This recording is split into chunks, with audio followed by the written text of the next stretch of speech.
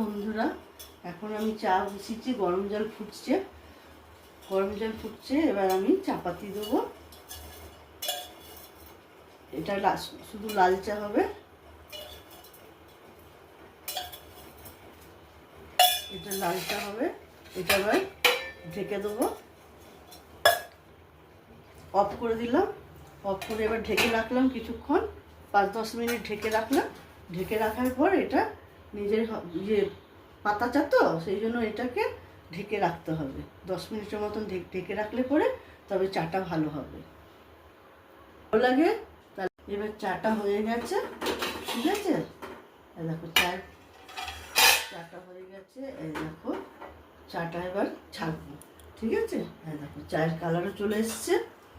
এবার দেখো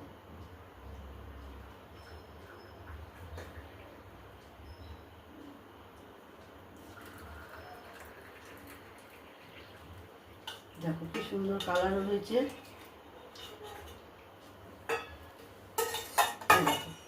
কালারটা দেখো কি সুন্দর কালার হয়েছে। হ্যাঁ, এবার এটাকে নাড়িয়ে দিলাম।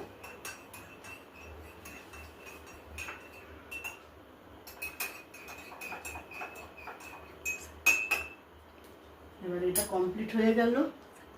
এবার আপনাদের যদি ভালো লাগে তাহলে সাবস্ক্রাইব করবেন, লাইক করবেন, কমেন্ট করবেন।